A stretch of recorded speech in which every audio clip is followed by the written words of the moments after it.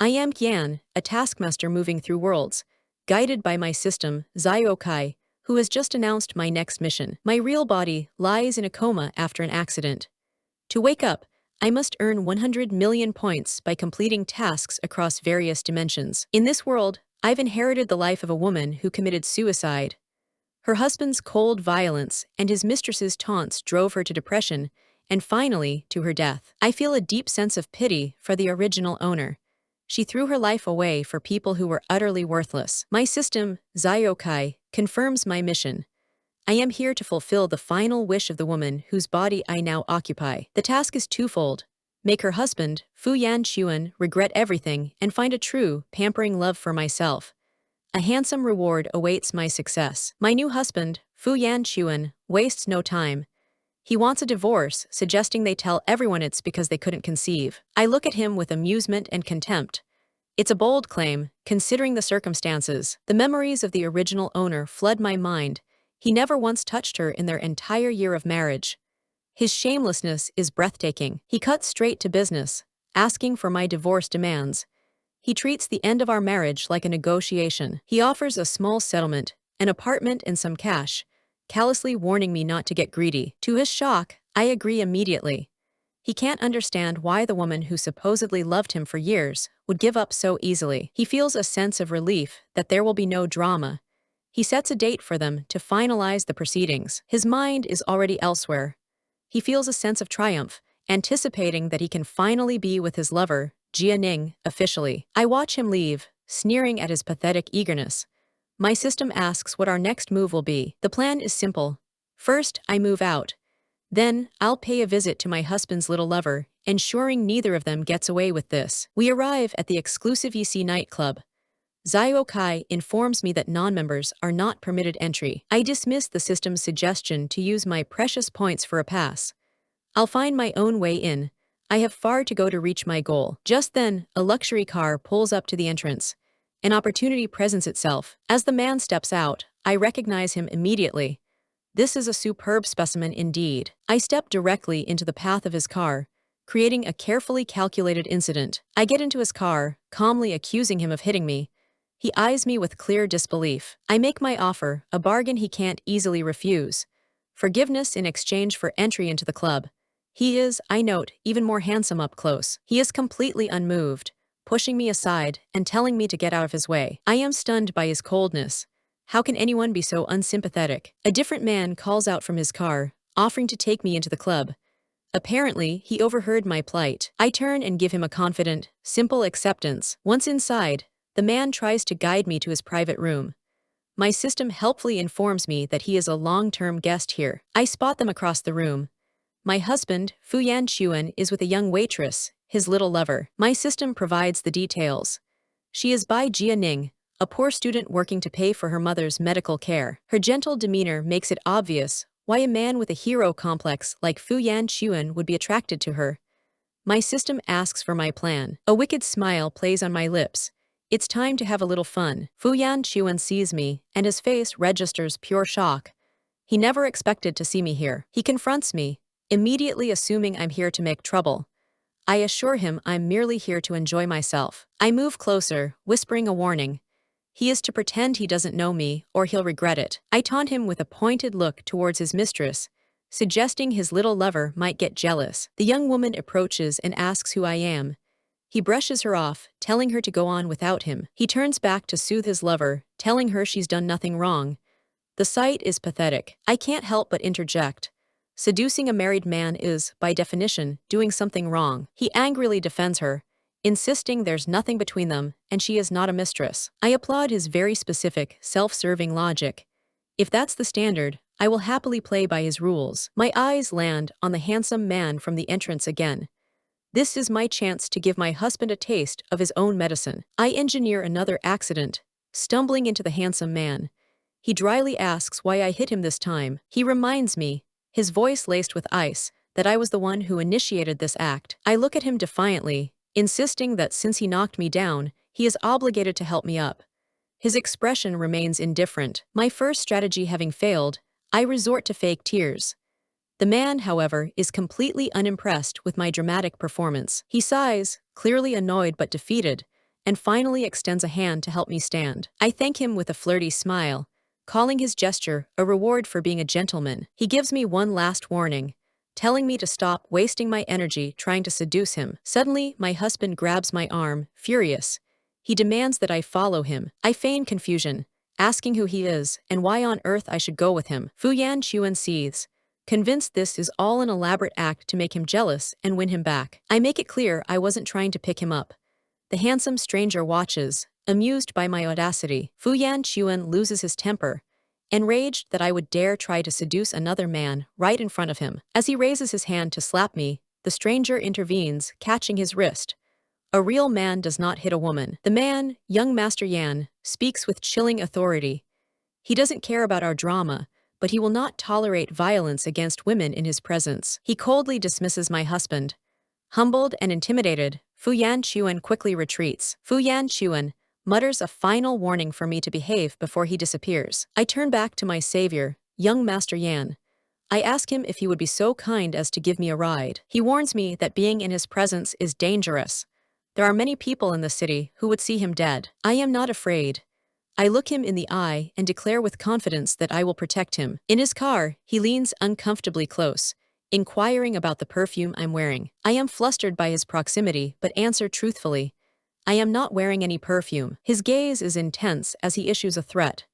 If he finds anything strange about my scent, I will deeply regret this night. I simply smile and repeat my promise. I am here to protect him, not to cause him harm. I know the truth. The scent is a harmless gift from my system, pleasant but possessing no power. He questions my repeated promises of protection, asking if this is just my method of seduction.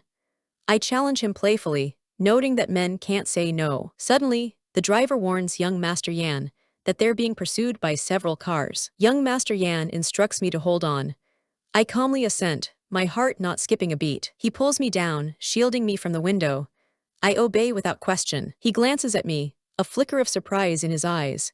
He is impressed by my unnatural calm and courage. My system screams a frantic warning of imminent danger. A knife is hurtling toward my side of the car. Without a second's hesitation, I move to shield him with my own body. He grabs me, shocked at my selfless act.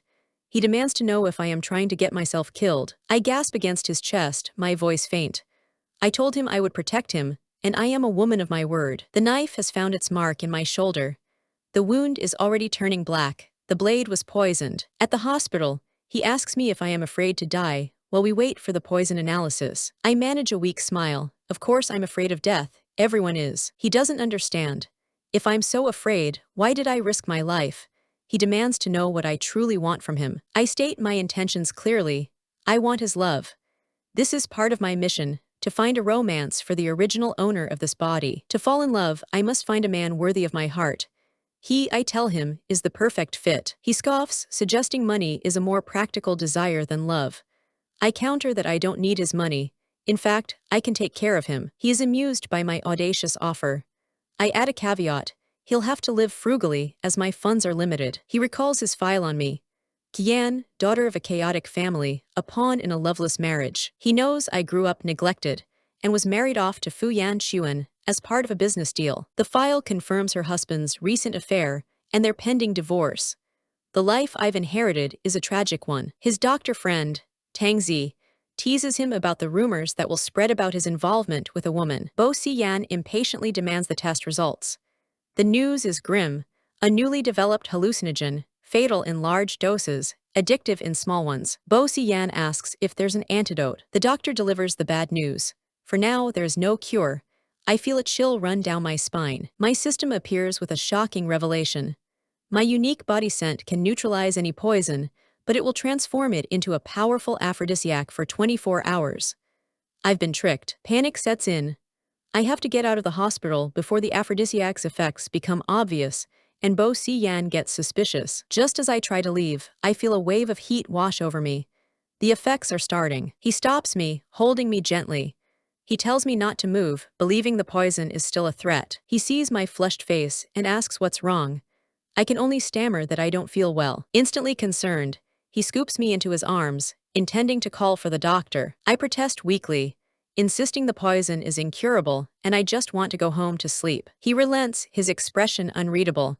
He will take me home himself. At my apartment, I thank him and urge him to leave, desperate for him to go before I lose control. I fight the rising heat, knowing my strange behavior is only making him more suspicious. He decides to stay.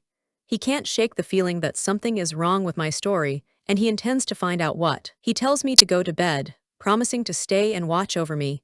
He feels responsible for my injury. I realize with a sinking feeling that he doesn't trust me one bit. In a desperate move, I grab a nearby knife and hold it to myself, hoping the pain will keep my mind clear. He is aghast, thinking I've lost my mind. Tears of frustration and pain stream down my face. I confess how hard this is, how I don't want to humiliate myself in front of him. He offers me a tranquilizer, his voice calm despite the chaotic scene. I pull him close, my voice thick with emotion. I'm glad I was the one who was poisoned, not him. It's terrible to have to rely on my system, I whisper. If he had been poisoned, I would have been so scared for him. He still suspects my motives. But because I saved him, he promises not to interfere with my life. He says he will leave, but will send a doctor to find a cure. I watch him walk away, a new resolve forming within me. I will melt his cold, sturdy heart. Unbeknownst to me, Fu Yan Chuan was lurking outside. He sees Bo Si Yan leaving, and his mind jumps to the worst conclusion. He kicks down my door, his face contorted with rage, screaming my name. He grabs me violently, demanding to know what I was doing with young Master Yan. I explain calmly that I was hurt and he brought me home, my tone betraying nothing. He lectures me on women's ethics. I feign ignorance, challenging him to demonstrate. At that moment, Bai Jianing appears, crying his name. She launches into a fabricated story about being attacked. With a bruised face, she claims a strange man beat her in the parking garage. She spins a tale of how her attacker warned her to stay away from me and my man, threatening to destroy her face. Fu Yan Chuan's rage redirects to me. He believes I'm cruel enough to have orchestrated such a thing. He demands I apologize to his lover, threatening to have me beaten. I walk towards them, my expression serene. Bai Jianing feigns terror, cowering as if she expects another blow. I don't disappoint her. I slap her hard across the face, stating calmly that if I want to hit her, I will. They are in my apartment, slandering my name. She more than deserves a beating for her audacity. I list her crimes: seducing a married man and deliberately provoking a woman she knew suffered from depression. I accuse her of being the direct cause of the original owner's suicide. She denies it, but I know the truth. A beating is letting her off easy. She hides behind Fu Yan Chuan, who shields her. He dismisses my accusations, focusing only on the slap he witnessed. I laugh at his sudden interest in evidence. I tell him the garage cameras will prove who really attacked his lover. Bai Jianing, overplaying her hand, stubbornly dares me to check the tapes. I call her bluff. I know she bribed the staff to tamper with the footage, but that won't save her. I turn to Bo Si Yan, who has been quietly observing. It's time to cash in the debt he owes me. I approach him, my voice a seductive whisper. His skills could easily repair a broken video. If he helps me, I will leave him in peace. I add a playful twist. Unless, of course, he's fallen in love with me and wants me to stay. He looks at me, a faint smile on his lips. He thinks I'm a cunning little fox. His internal thoughts show him offering a tranquilizer to a foxy version of me. He's accepted the challenge. He makes a call. 30 minutes later, the restored surveillance footage is delivered. The video clearly shows Bai Jianing paying a thug and instructing him on how to stage the attack. Fu Yan Chuan watches in stunned silence. The vulgar, scheming woman on the screen is a stranger to him. Bai Jianing breaks down, hysterically screaming that the video is fake. At that moment, Bo Si Yan's men arrive, dragging the hired thug with them. The man grovels for mercy, confessing everything. He had no idea I was under young Master Yan's protection. Jianing makes one last, desperate appeal, claiming it's all an elaborate trick. The spell is broken. Fu Yan Chuan explodes, screaming at the woman who deceived him and throwing her out of his life. I turn to Bo Si Yan and ask him to remove the unwelcome guests. He nods. His men escort the weeping mistress and her hired thug out of my apartment. The room is finally quiet. I turn and wrap my arms around Bo Si Yan. I rest my head on his chest, explaining that the sedative is taking effect. Once I'm asleep, I won't be any more trouble. He stands stiffly, allowing the embrace. He tells himself that after tonight, this will be over. But as he holds me, he decides to make one final exception for this strange, unpredictable woman. Dawn breaks over the city, a quiet start to a new day. The light feels gentle, a promise of peace. Yan awakens, groggy and disoriented. Her companion, Zio Kai, reassures her that the poison is gone, celebrating her recovery with uncontained glee. A sudden thought interrupts the relief. She feels the wrinkled fabric of her nightgown, a detail that grounds her in a grim reality. A strange woman introduces herself as a doctor sent by young Master Yan. MS. Learns she needs a blood test to check her toxin levels, a request that sends a jolt through her. Panic sets in. If they draw her blood, they'll discover the toxins are already gone, a miracle she can't possibly explain. Now in her car, Yan escapes the immediate threat. Zio Kai wonders about their destination, floating beside her as she drives away. Her phone rings. It's him, demanding to know why she refused the medical checkup. She explains her refusal is a matter of principle. She promised not to bother him, and that includes accepting help from people he arranges. His terse reply gives her the freedom she needs. Giving up on bossy Yan is not an option. She asks Zio Kai to find his current location, her resolve firm. The answer comes quickly. He's at a Western restaurant in the Four Seasons Hotel, dining with Muyuyu, a young miss from a renowned family. Zio Kai provides more intel. Bossy Yan is the illegitimate son of the richest man in Jiangcheng, and Muyuyu once did him a significant favor during his difficult youth. The situation becomes clearer. The two are rumored to have a marriage arrangement, though it remains unannounced. They are presented as a perfect, fated pair. Yan scoffs at the term partner since they aren't officially engaged. Zio Kai, ever literal, asks what she should call them then. With a predatory smile, she defines their relationship in her own terms. They are merely ordinary acquaintances. She arrives at the Grand Four Seasons Hotel, ready to put her plan into motion. She spots her target. A confident smirk plays on her lips as she prepares to make her entrance. Across the room, Muyuyu flirts with bossy Yan, looking every bit the poised and charming socialite. Yan confidently approaches their table, greeting them. Their surprise is palpable, especially bossy Yan's, who immediately questions her presence. Ignoring the tension, she places a small box on the table, declaring it's for him. Bossy Yan is unimpressed, coolly wondering if this is some kind of bribe. She clarifies her intentions, reminding him of her promise to support him. The box contains money for their bill, a gesture he acknowledges with a hint of amusement. She delivers a final, pointed remark. He should inform her of future entertainment expenses in advance so she can prepare the money, ensuring his guests are never treated rudely. Muyuyu seethes internally, maintaining a smile while asking who this audacious woman is. Leaning in close, Yan whispers a suggestion to bossy Yan, a framing of their relationship that will surely vex his companion. Having made her dramatic exit, Yan now stands outside the hotel in the pouring rain, waiting. As expected, he follows her out. He shields her with an umbrella, asking why she is standing out in the rain. With a vulnerable expression, she admits she wanted to see if he cared about her. A classic test of affection. He reminds her of her promise not to bother him again, his tone weary. She counters cleverly. She wasn't bothering him, he came to her of his own accord. She can't be blamed for his concern. He sees through her act, noting her wound must be aggravated and the poison still present. He insists on taking her to the hospital, refusing to be fooled. From the car, Muyuyu watches them with displeasure, questioning if this woman will be riding with them. He gives a firm no, directing Muyuyu to take the other car. His priority is clear. Left behind in the rain, Muyuyu watches them drive away, her mind consumed with rage and a vow of revenge. Now in his car, Yan shivers, complaining of the cold after her stunt in the rain. He looks at her with a knowing smirk, questioning why she didn't feel the cold while she was so committed to her performance earlier. Unbuttoning his shirt, he offers it to her, telling her to change out of her wet clothes. She feigns embarrassment, wondering how she could possibly change in the car. He simply promises not to look. As he faces the window, giving her privacy, she announces that she's finished changing. She leans closer, her voice sultry, testing his composure. She questions his calmness and asks if he ever reacts to women. His eyes remain closed as he delivers a cutting remark. He's not interested in married women. She challenges his self-control, daring him not to eat his words. Her finger traces his tie, and she points out the tension in his body. He is not as unaffected as he pretends to be. His eyes snap open, his patience wearing thin. He warns her to stop, or he will throw her out of the car. The firmness of his threat makes her pause. She wonders if he is truly serious. She decides to call his bluff, closing the distance between them and challenging his manhood. He pushes her away, holding her at arm's length. She feigns surprise, trying to de-escalate the situation she created. He declares he doesn't need her to verify his manliness. Just then, the car arrives at the hospital, bringing the tense moment to an end. A short while later, she sits in a hospital room, now wearing his shirt, looking poised and calm. He confronts her, asking if she feels guilty. She coolly replies, questioning why she should. He holds up a medical report.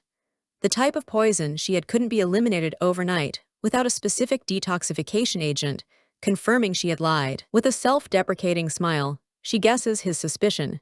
He thinks she staged the entire assassination attempt just to impress him. She closes her eyes, deciding to lean into his suspicion.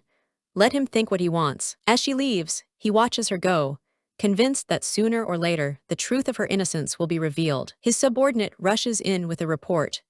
They have found the person behind the shooting, a conflict rooted in a land deal with the Lai family 6 months ago. The subordinate suggests returning the favor, but bossy Yan's mind is on a different kind of justice. An attempt on his life cannot be settled with simple tit-for-tat. His eyes narrow with cold fury.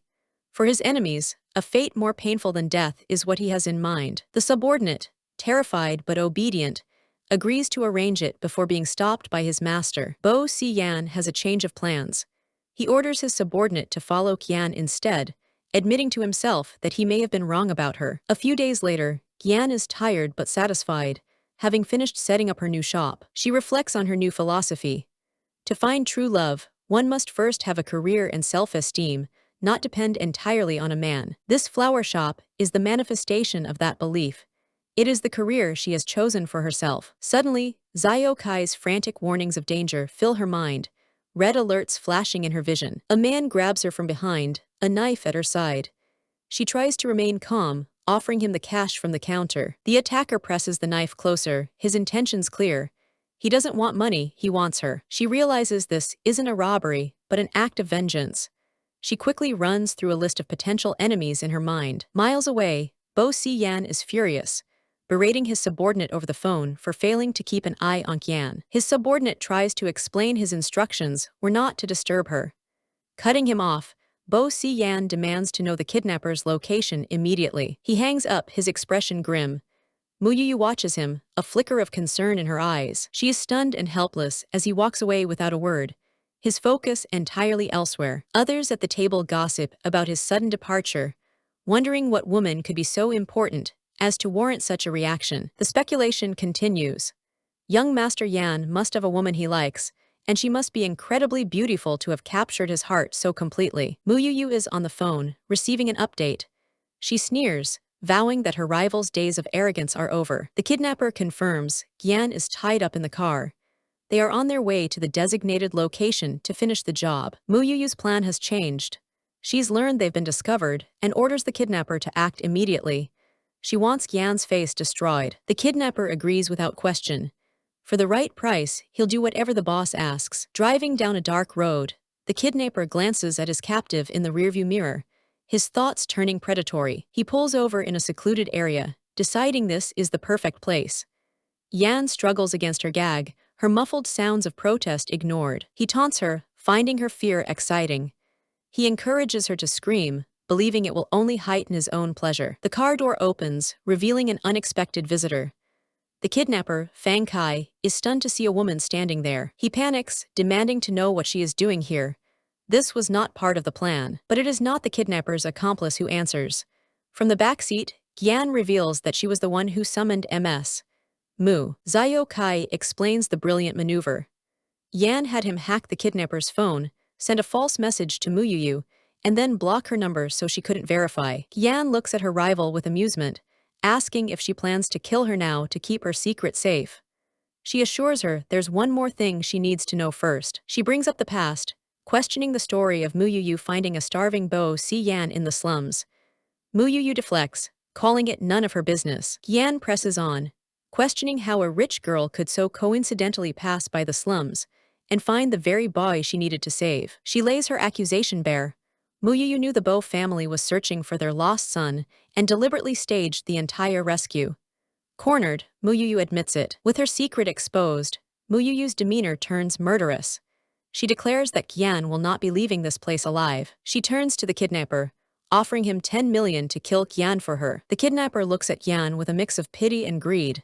It's just her bad luck. He raises the knife, a vicious grin on his face, ready to strike the fatal blow. A gunshot rings out, and the kidnapper reels back, clutching a bloody wound on his arm. Bossy appears in the doorway, flanked by his men. He gives a cold, simple order to get them. Moo panics, wondering how he found them so quickly when she had used advanced counter-tracking skills. He dismisses her efforts with contempt. Her little tactics were never enough to stop him. His attention turns immediately to Kyan. He approaches her, asking if she's injured. She shows him the marks on her wrists, complaining that the ropes were too tight and hurt her. He asks what she wants him to do with Moo. He gives her complete authority to decide her rival's fate. Yan feigns hesitation, reminding him that Moo is his childhood friend. She wonders aloud if he would feel bad if she were ruthless. She makes her decision. MS. Moo will be sent to the police station to explain her crimes. Moo desperately pleads with him, reminding him of how she helped him as a child and his promise to repay her. He smiles coldly. He heard everything, including her admission that the entire rescue was a deliberate arrangement. Panicked, Moo tries to deny it, claiming Yan trapped her and induced her to say those things. Yan listens with mocking disbelief. Yan sarcastically questions Moo's claims of innocence. Was it her inducement that made a rich girl go to the slums and hire a kidnapper? He gives the final order to take her away. She continues to beg and plead, her reputation about to be ruined. He turns to Yan, his expression heavy. He confesses that he wanted to repay every kindness from his past, but now realizes those warm memories were a fantasy. Yan listens, her heart aching for him. She wishes she had appeared in his life sooner so he would never have felt so lonely. She imagines a different past for him, one where she was there to support him through his hardships. In her daydream, she shares her food with him, promising to give him half of her meal when he is hungry. She pictures herself tending to his wounds, applying medicine and bandages after a fight. Pulled from her thoughts, she apologizes for being late, and he leans in, kissing her gently. He holds her tightly, the kiss deepening. She gasps that he's crushing her, that it hurts. He pulls back slightly, his voice low. If she's so afraid of pain, how did her husband Fu Yanchuan treat her? She's taken aback by the question, unsure how to respond. As he helps her up, she realizes the truth with a sly smile. He's jealous of her husband. She decides to test him, asking if he would believe her if she said she and her husband have been married for a year and nothing has happened between them. His expression turns gloomy. He states that what they do is none of his business. He helps her put on his jacket, offering to send her back. His attempt at indifference is transparent. As she unlocks her door, it is suddenly pulled open from the inside. Her husband, Fu Yanchuan, stands before her. She is shocked to see him there. He states the obvious with a hint of accusation. As her husband, he has every right to be here. He puts his arm around her waist, thanking young Master Yan for sending his wife back. The possessive gesture is a clear message. Yan smirks, an idea forming in her mind. She leans towards Bossy Yan, provocatively reminding him of his earlier claim that their affairs didn't concern him. She intends to see just how much it matters. He sees her game immediately. She's getting back at him for his jealousy. Inside, her husband's displeasure is evident. He questions where she has been so late. She dismisses his concern, telling him it's none of his business. She warns him to leave and declares she will change the locks. He confesses he has been waiting for a long time, thinking things over.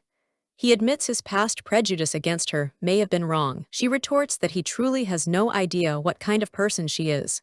He doesn't know the adoration and care she gave him, even when he was cold. Her inner voice laments that he never saw the sacrifices the original owner of this body made for him. He grabs her hand, admitting his fault for treating her poorly in the past. He begs for them to start over. She fiercely rejects his plea. She is here only to calm the resentment of the original owner's soul, and his regret comes far too late. He holds her hands tighter, desperately arguing that it's not too late. Their divorce isn't final, they are still husband and wife. He suggests they try dating. The next day, she has other plans in mind, dressed impeccably for an evening out. Her husband compliments her beauty as he pulls out her chair. She offers a simple, detached thank you. Her outfit is indeed for someone to see, but not him.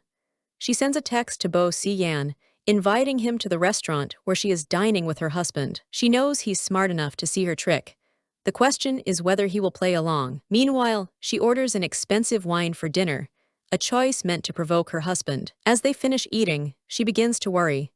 Bossy Yan hasn't shown up, and she wonders if he's decided not to fall for her bait. She stumbles, and her husband rushes to her side, offering to help her walk. She slaps his hand away, forbidding him from touching her. He ignores her protest and carries her, pleading with her to stop rejecting him. In her feigned drunken state, she looks up at him, her beauty making him hesitate. Just then, bossy Yan arrives. Her husband explains that Yan is drunk and he's taking her home. Bossy Yan's gaze is sharp and questioning. He implies that her husband's intentions might be less than honorable. The husband asserts his right, claiming that anything he does is simply affection between spouses. Bossy Yan counters, asking if he has ever respected her wishes. Yan suddenly sobers up. She looks at her husband and tells him it's time to go home. He puts her down as she requests. He tries to take her arm again, offering to send her back, but she refuses. He grabs her wrist tightly, insisting he take her home safely since they came together. She winces in pain. His grip is aggravating the injury from the kidnapping, which still hasn't healed. A violent tug on her arm makes Yan cry out. Another man forcefully intervenes, his expression furious as he shoves her aggressor away. Her husband, Fu Yan Chuan, is stunned by the blow. He demands to know why young Master Yan is attacking him for simply talking to his own wife. Yan's gaze is icy with reproach. He points out how her husband was clearly hurting her, completely blind to her distress. He gently takes her hand, offering to treat her injury with medicine from his car. She looks up at him, a flicker of hope mixing with her surprise. A sharp pain shoots through her wrist as he tends to it, and she involuntarily asks for a gentler touch. He looks at her with a faint, teasing smile, noting her sensitivity to pain. She defensively confirms his observation, seeing no shame in it. He just gazes at her, the playful tension between them growing. She coyly points out a bruise on her ankle from the previous day, suggesting it also needs medicine and a caress. He questions why she didn't treat it herself last night, as he begins to apply medicine to her ankle. As his fingers brush against her skin, an unexpected sensation makes her recoil. It's itchy. She quickly apologizes, flustered and embarrassed, explaining her reaction was an accident. He looks at her, a hint of something unreadable in his eyes, and hands her the medicine to apply herself. Confused by his sudden shift in demeanor, she asks him what's wrong. He dismisses her concern, looking away as he claims he's fine. Overcome with sudden exhaustion, Yan yawns widely. She decides she needs to sleep for a bit. He watches her doze off, a hint of concern on his face. He softly calls her name, trying to wake her. As she stirs, she accidentally hits him. Mortified, she apologizes immediately. He reassures her that it's okay, his expression softening as he looks at her. Flustered, she wonders what just happened between them. The moment felt significant. He smirks, suggesting this was her intention all along. She vehemently denies his accusation, flustered and indignant. He questions her denial, reminding her that she was the one who sent him the restaurant address. She admits she just wanted to see if he would actually show up. He presses her, asking what she intended to happen next. A confident smile spreads across her face. His presence, she declares, is proof that he likes her. He remains unfazed by her bold declaration, simply asking what follows from that conclusion. She grows shy under his intense gaze and asks what he's looking at. He calmly states that he's looking at her. He leans closer, telling her she must bear the consequences for teasing him so many times. She panics and pulls back, reminding him that her divorce isn't finalized yet. Time. He's not deterred. Time, he tells her to settle the divorce tomorrow, his gaze intense and unwavering. She agrees, but with two conditions. First, he has to spoil her and let her bully him. After agreeing to the first condition, she adds the second. They should just date, not get married. She hesitates, trying to find the right words to explain her reasoning. Her true fear surfaces. She doesn't know how long she can stay in this world after her tasks are complete, and her heart aches at the thought. She offers a different reason, stating she's been through a failed marriage and never wants to repeat it. He agrees to her terms. No marriage, just love. With the terms set, she asks if this means they are now in a formal relationship. He answers with a light kiss, then softly asks her to call him by his name. She playfully asks what nickname she should use for him, throwing out a few options. With a sly look and newly sprouted fox ears, she teasingly suggests a particularly intimate nickname. He tries to maintain his composure, looking straight ahead as he tells her she is not allowed to call him that. She counters with a bargain. She will call him by his first name, but in return, he must call her baby. He finds her proposal frivolous, a slight blush dusting his cheeks, despite his attempt at a serious expression. She feigns anger, threatening to call off the divorce. She muses that her husband might be willing to call her baby. His jealousy is immediately provoked. He pulls her into his arms and begins to tickle her, forcing her to retract her words through laughter. She threatens to bite him if he doesn't let go. He calmly offers his arm for her to bite. She takes him up on his offer, but immediately regrets it, crying out at how hard his arm is. He lets her go, but not without a promise. He vows that one day, she will call him baby. He declares the bite, mark a stamp, proof that she now belongs to him. She sits up straight, deciding to be generous and move on. But she warns him not to flirt with other women in the future. If he does, she warns with a light slap on his thigh, she will make him hurt a lot. He laughs, amused that he's different, because she only standards for him are so much, holds the man she stricter than they were for her likes to husband. Seriously? Amused that he's different because she only standards for him are so much, holds the man she stricter than they were for her likes to husband, such high standards. She clarifies that this wasn't the case previously. Her feelings have changed. He assures her that there is no other woman in his life. Her curiosity gets the better of her, and she asks if he's still a virgin. He misinterprets her question as an insult to his capabilities. Flustered, she quickly turns away, denying that was her intention. He takes her hand, his voice softening as he tells her to be good and finalize the divorce tomorrow. After that, he promises, she will get her answer. The air is thick with unspoken promises. She looks at him with a coy smile, deciding she doesn't want to know the answer after all. Later at home, she answers a call from her husband, Fu Yan Chuan. She confirms she's home. She coldly informs him they will meet at the Civil Affairs Bureau at 10 a.m. for the divorce. He sounds shocked and betrayed. As she kicks off her heels, she dismisses his protests, claiming any agreement to reconcile was all in his head. Lying on the couch, exhausted but resolute, she gives him an ultimatum. Show up tomorrow or she'll see him in court. The next day, outside the bureau, her now ex-husband desperately suggests they could still be friends. She ignores him completely as her phone buzzes. He trails behind her, asking where she's going. Another man is waiting for her. He asks where she'd like to go next, while her ex-husband watches from a distance, defeated. Yan looks at her with a gentle smile, promising to take her to a special place. He holds his hand out to her, calling her his first girlfriend. She takes it, her expression soft and hopeful. As they drive, she wonders where he's taking her on their first official date. They arrive at a rundown apartment building. He looks up at it with a heavy heart and tells her they should go up. He begins to explain the building's significance.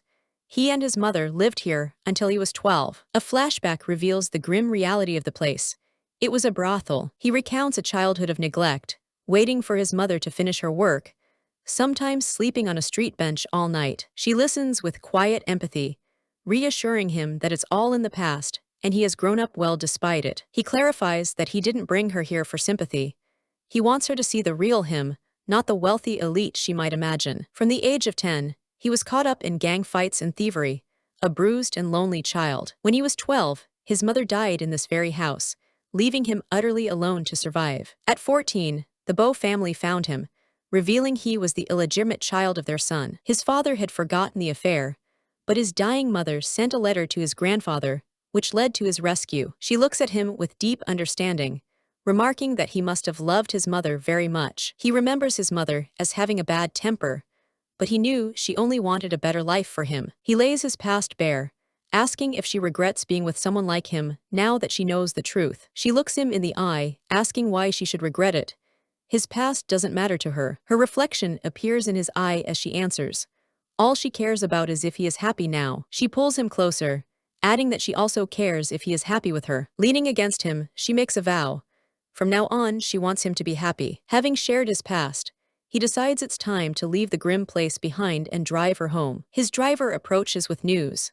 The old master knows about his new girlfriend and has invited them to dinner. Yan reacts with a cynical sneer, remarking on how well-informed his family is. Yan grows worried, contemplating the intentions of Bo Si Yan's grandfather. He reassures her, telling her not to worry as they stand before the building. He gently strokes her hair, soothing her with a promise that they will just visit the Bo family house and return quickly. An imposing old man with a cane greets them with a cold reprimand for finally showing up. Yan calmly advises his grandfather not to get angry for the sake of his blood pressure. The grandfather scoffs, questioning his concern and reminding him he never gave him permission to have a girlfriend. He ignores Yan and turns his attention to another young woman, Lai Zai Zai, beckoning her to come closer. Lai Zai Zai approaches respectfully, addressing him as Grandpa Bo. He introduces her as the second daughter of his friend, Lie. He praises her education, docile temperament, and pure background as perfectly suitable for Yan. A clear jab at Yan. He turns his icy gaze on Yan, making it clear that a woman from a second marriage has no place in the Bo family. Yan steps forward, shielding Yan. He states plainly that he only brought her because his grandfather wanted to meet her, and he only loves Yan. Having made his point, Yan takes Yan's hand and turns to leave, leaving his grandfather and Lai Zai shocked. His grandfather roars in anger, demanding his unfilial grandson stop right there. Yan senses the danger and pushes Yan, crying out for him to be careful. She wakes up in a bed, a man's voice greeting her. It's not Yan. The man, a doctor, reassures her that her head is only a little swollen from the blow. She recognizes him as the doctor who treated her shoulder injury before. He's pleased she remembers. The doctor shares a secret. After she was knocked out, Yan lost his temper, smashing chandeliers in a fit of rage. Yan's only concern is for Yan's well-being. She immediately asks where he is now. Yan appears in the doorway and curtly tells the doctor to get out, leaving the doctor flustered. He holds her close, lamenting that she always seems to get hurt because of him. She looks up at him, her gaze steady. She reminds him that she is a woman of her word and won't make promises lightly. He pulls her closer, his voice filled with worry as he asks to check her old stab wound. She stops him, insisting that from now on, she will be the one to protect him. His breath on her neck tickles, and she playfully tells him to stop moving around. He smirks, whispering that he only moved his mouth. She reminds him that they are in a hospital, a weak protest against his advances. He seizes on her words, asking if that means it would be all right at home. He suggests they leave immediately. She steps into his vast, monochrome bedroom and wonders how he can live in a space with no color. He puts his arm around her, asking what color she would like to add. She mischievously suggests painting the walls pink, earning a playful rebuke for being naughty. He moves in for a kiss, but she stops him, saying she wants to take a shower first. He agrees to let her off the hook for now, telling her he'll use the bathroom next door. After his shower, he emerges in a robe and beckons her to come here. She approaches, asking what he's doing. He simply asks what she thinks he's doing. He gently pushes her onto the bed, telling her to be good. His intentions are clear, and he looks down at her with a soft, determined glow. He whispers his one desire. He wants to hear her call him baby. The next day at noon, she wakes up alone, her back aching from the night's activities. He appears, fresh from a shower, and asks if she's finally awake. He teases her for hiding under the covers, reminding her that he has already seen everything. Dissatisfied, she sits up and questions him about his skills, accusing him of practicing with other women. He gently strokes her hair, calling her silly and reassuring her that there has never been another woman. He confides that he's had no interest in anyone since he was a teenager, feeling as if he were waiting for someone. This waiting felt like destiny, an unexplainable pull towards a person he hadn't yet met. Now he believes he's finally found the person he was waiting for. She asks, with dawning realization, if it was her. He hugs her tightly, apologizing for making her wait and promising to stay with her for the rest of his life. A system notification flashes in her mind's eye. Her task progress is now 90% complete. The system encourages her to complete the final 10%. She wonders if she will be forced to leave this world once she reaches 100%. The system offers no clear answer, only telling her to continue working hard to find out. Yan notices her sudden stillness and asks if she's cold. She reassures him that she's fine and offers to go wash up and cook for him. He enters the kitchen, asking if she's finished cooking yet. She tells him the soup will be ready soon, stirring it carefully on the stove. He embraces her from behind, inhaling deeply. He tells her she smells nice. She smiles, explaining that she used his shower gel and shampoo. His embrace tightens, but she squirms away, complaining that her back still hurts. He lifts her onto the kitchen counter, with a playful exclamation from her. She cautions him to be careful of the hot soup she worked so hard on. He apologizes for making her worry about the dishes when she should be resting. Just as things are getting heated, her phone rings, and she asks him to wait so she can answer it. She answers the call. It's Fu Yan Chuan, who left gifts for her at the property management office. She questions the unexpected gift from her ex-husband. He declares their divorce is not an end, but the start of his official pursuit of her. The name Fu Yan Chuan echoes in her mind. He insists on his right to pursue her, regardless of her feelings, and then abruptly ends the call. She cautiously observes the man's quiet demeanor, wondering if her phone call has angered him. He stops her, stating he'll take her home later. His real intention is clear. He wants to see the gift from his rival, Fu Yan Chuan. She's overwhelmed by a massive delivery of roses. The man with her is visibly irritated as the courier remarks on her boyfriend's lavish attention. He leans in close, telling her to relax while he steps away to make a phone call. She's left feeling a little flustered and uncertain. To her surprise, she realizes bossy Yan was only calling for help. He was arranging for someone to deal with the mountain of flowers. A wave of relief washes over her. His practical solution means she won't have to deal with the roses herself. His arrives roses this herself time with a cascade of pink lilies. He confidently asserts his gift is more tasteful than the roses, leaving her stuck between two competing men. The overwhelming scent and pollen from the flowers make her sneeze. She silently fumes, wondering if these two men are locked in a crazy competition to see who can be more extravagant. Hearing her sneeze, bossy Yan expresses concern that she might have a cold. He gently places his jacket around her shoulders. Held by him, she inwardly reflects on his surprisingly jealous nature, a contrast to his usual cold demeanor. He catches her whispering to herself and asks what she's saying. She quickly explains her reaction is due to a lily allergy and suggests they leave. His sharp response cuts through her excuse. Why isn't she allergic to Fu Yan Chuan's roses, then? He stares at her, his voice low and pointed. He offers to have the roses brought back, turning her excuse into a trap. A clever idea dawns on her. She'll simply take all the flowers to her own shop and sell them, ensuring she profits from their ridiculous rivalry. To placate him, she promises to move into his villa, urging him to forget about the flowers. Her tone is that of someone managing a difficult but handsome child. Just as they are leaving, bossy Yan pulling a suitcase, Fu Yan Chuan confronts them. He eagerly asks Yan Yan if she got his floral gift. She calmly acknowledges his gift. With a touch of sarcasm, she informs him that she runs a flower shop and suggests he spend his excess money there in the future. He readily agrees, twisting her suggestion into a new tactic. He declares he will now visit her shop daily, hoping to run into her. Bossy Yan cuts through the conversation with a single, decisive statement. He has bought the flower shop. Stunned, she demands to know when this happened. His reply is simple and immediate. Now. In a decisive phone call, he commands his assistant to locate Qian's flower shop. He orders its immediate purchase for 3 times its market value. Flustered and desperate, Fu Yan Chuan makes a new offer. He'll buy the shop from her for 5 times its price, only to give it right back. She stares in utter exasperation. Why are they fighting to buy her a flower shop that was already hers to begin with? Bossy Yan calmly adds another instruction to his phone call.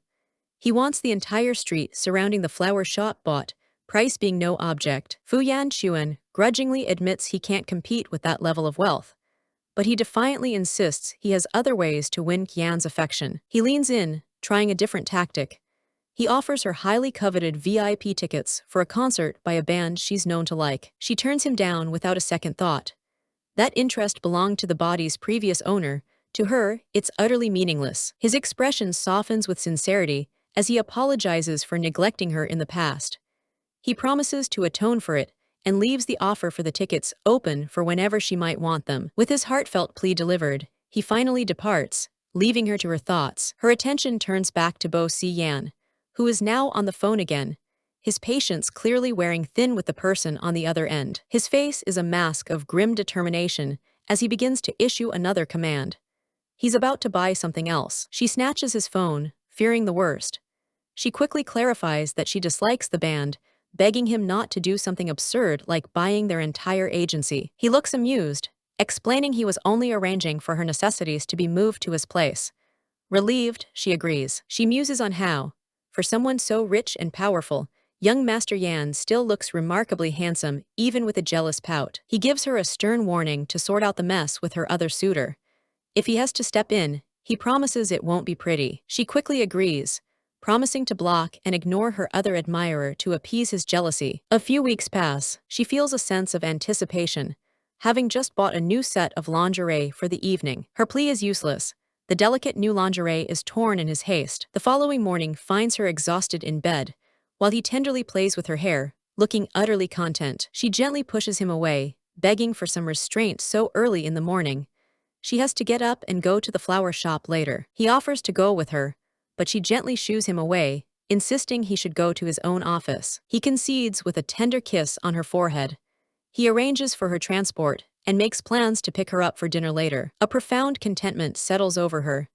This life, being in love with him, is something she could enjoy for the rest of her days. The peaceful moment shatters. In the pouring rain, someone cries out for their boss as another voice screams for an ambulance. He clasps her hand, his grip tight and desperate. He tells her she is the most precious thing in his life, the baby of his heart. Cupping her face, he tries to reassure her and himself. He promises to find the very best doctors. She is going to be fine. He tells her he's going to summon the doctor for a checkup right away. He turns and leaves the room, his composure strained. Left alone, her expression falls into sadness. Her system informs her that the mission's progress has reached 98%. She asks her system, Zio-kai, confirming her fate. She can't stay in this world much longer. The system clinically reports she has an advanced brain tumor. She understands. The realization settles in that she will never get to grow old with Bo-si Yan. Her dream of a full life with him, now just a fantasy. 2 months later, Fu Yan Chuan frantically knocks on a hospital door. He calls out her name, his voice filled with worry. He finds her in the hospital bed, frail and wearing a cap, with Bo-si Yan standing guard. She weakly acknowledges Fu Yan Chuan's arrival. Shock and hurt war on his face as he finally understands. He questions her illness and weight loss, revealing he has spent the last 2 months desperately searching for her. She delivers the news with blunt honesty. She is terminally ill, in the final stages, and gestures to her head where the tumor resides. Overcome with anger and grief, Fu Yan Chuan turns on Bo-si Yan. He screams that this is all his fault, that Yan Yan only got sick after she was with him. Bo-si Yan's expression is ice. He dismisses the accusation with 2 simple words, telling him to go away. She calmly corrects him, explaining her illness didn't develop overnight. If blame must be assigned, he must accept his share for the crippling depression she endured throughout their marriage. Looking at Bo-si Yan, she confesses that he was her light, curing her depression and bringing her true happiness. He looks back and tells her he loves her too. The truth devastates him. He asks in a broken voice if he was the one who caused her so much pain.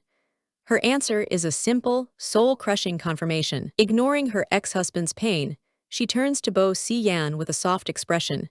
She asks him to tell her he loves her one more time. He pulls her into a tight embrace, whispering his love for her. She melts into his arms, telling him she loves him too. Another month slips by. Lying weakly in her hospital bed, she receives a system update.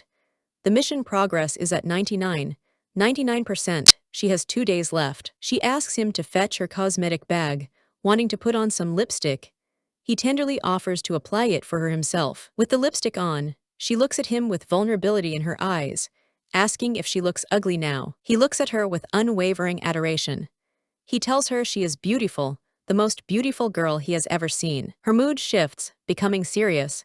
She tells him there is something important she needs to discuss. He turns to give her his full attention, ready to hear what's on her mind. She tells him her final wishes, to be cremated and scattered at sea. She releases him from a past, selfish demand that he never find another woman. She urges him to find a good woman who will love and care for him after she is gone. He stands abruptly, his voice sharp with anger and pain. He refuses to entertain the idea of a life without her. She takes his hand, trying to soothe him by explaining her fear of him being alone.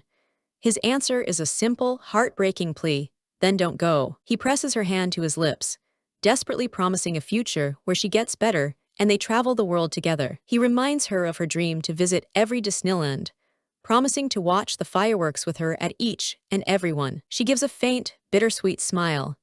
Traveling the world with him is her dream, but she knows it will remain just that. Against a backdrop of imagined fireworks, she asks him for a promise, that they will find each other and be together in the next life. Tears fall freely as he agrees, promising they will meet and be together again in their next life. He amends the promise, his grief overwhelming. Not just the next life, but every life after that. His face contorts in anguish as he screams for doctor, his hope finally shattering. In the cold, pouring rain, a tombstone marks the final resting place of his loving wife, Yan. Fu Yan Chuan breaks down, inconsolable. He clings to the moment, tormented by the fact that he never saw her one last time. His friend expresses concern, urging the grief-stricken Bo-si Yan to go home and rest. But Bo-si Yan seems distant, mentioning a waiting helicopter and an imminent trip. His friend questions his haste as Bo-si Yan walks away into the rain, determined to leave. The task is complete. Her system congratulates her on her success and offers to immediately erase her memories of the world she's just left behind. She asks for a moment, not yet ready to let go. Her gaze falls on a screen showing the ocean, remembering her final wish. She watches as bossy Yan fulfills his promise, scattering her ashes into the ocean. Shared she memories and whispers his name one last time as a unbearable hand grief. Emotion, shared she memories and whispers his name one last time as a unbearable hand grief reaches for her head. The memory wipe is imminent. To protect her from the overwhelming pain, the system tearfully activates the memory wipe. It's time to move on to the next world. A new mission begins to unfold. She finds herself in a new life, wearing a school uniform and locked in a bathroom stall. Outside, girls viciously gossip about her, calling her cheap for pursuing a popular boy. As the bullies continue their taunts and block the door, she remains calm. She simply requests the basic information for this world from Zio-kai. She absorbs the new reality. She is Kian again, a girl whose destiny to help three powerful men was stolen by her reborn sister, Shuang Shuang. She can't help but sarcastically note her sister's pure act. First things first, she needs to get out. She begins knocking on the door, calling out as if she's an innocent victim. A male voice calls out, wondering who's making noise in the women's restroom. She quickly calls back, pleading for help. As the door opens, she politely offers her thanks before recognizing the boy who freed her. He seems to know her too. His expression hardens with contempt. He coldly states that if he had known it was her, he wouldn't have bothered. The system identifies him as Lu Jingyao, the popular student she supposedly confessed to. Unbothered by his scorn, she defiantly suggests he lock her up again. With a mysterious smile, she dismisses his role in her suffering, implying he's just one of many who have wronged her. He is utterly confused. The timid, stammering girl who used to follow him around has been replaced by this bold, confident person. She looks at him pointedly, reminding him that he is, in fact, standing in the women's restroom and should probably leave. She adds with a smirk that he's welcome to stay if he enjoys it here, leaving him completely flustered and at a loss for words. She discovers that the bullies also ransacked her bag. A flash of sympathy passes through her for the miserable life the original owner must have led. Just as she's processing the scene, Lu Jingyao's angry voice cuts through the air, telling her she's gone far enough. He turns away, coldly informing her that he has no interest and demanding that she stop harassing him with love letters and attention. She calmly calls for him to be reasonable. They are neighbors on the same floor.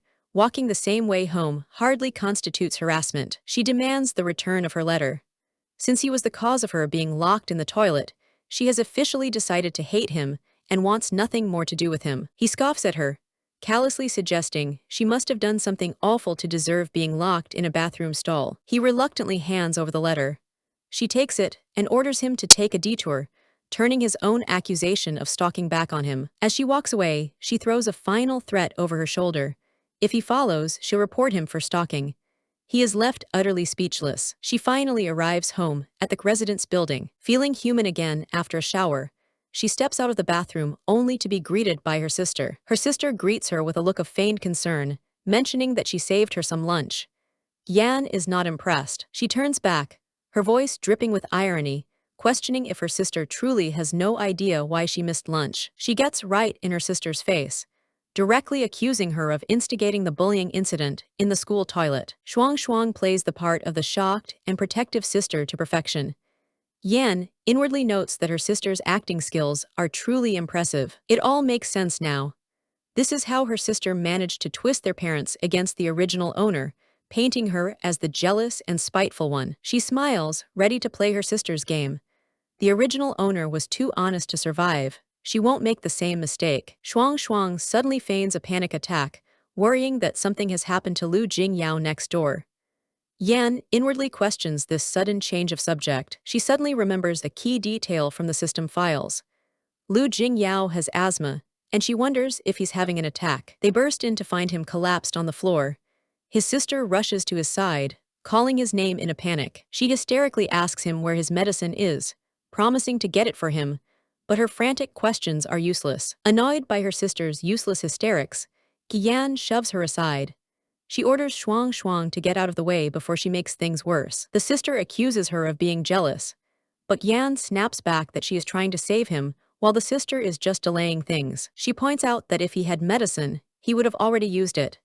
She shoves her sister aside, telling her she's only making the situation more dangerous. Seeing that Qian has an inhaler, Shuang Shuang immediately launches a vicious accusation. She claims her sister must have stolen the medicine to deliberately cause this attack. She marvels at her sister's gall. Even now, with a life on the line, she won't miss an opportunity to frame her. Gasping for air, Lu Jingyao manages to speak. He clarifies that he simply ran out of his medication due to his own carelessness. She's privately relieved that he took responsibility. Even though he's smitten with her goddess sister, he's still a decent person with integrity. Now able to breathe, his confusion returns. Why is she carrying an inhaler? Does she have asthma too? She explains that it's because she used to care for him. Knowing about his asthma, she started carrying a spare inhaler at all times, just in case. The reason for her preparedness is revealed. During their freshman year, he suffered a similar attack at home and nearly died. It was the original owner who saved him back then. Hearing the commotion, she risked her life climbing across the balcony to find his backup medicine. In his delirious state, he never saw his savior's face. All he remembered was the sight of a girl wearing a crystal pendant that reflected the light. The truth of the deception becomes clear. Having been reborn, Shuang Shuang knew the story, so she stole the crystal necklace and claimed the credit for herself. He is stunned and deeply moved by her confession. Could she really like him that much? She quickly dismisses his emotional reaction. Those feelings were in the past. As she already told him, she's decided she doesn't like him anymore. Shuang Shuang jumps in with a tearful apology, promising to carry his medicine for him from now on.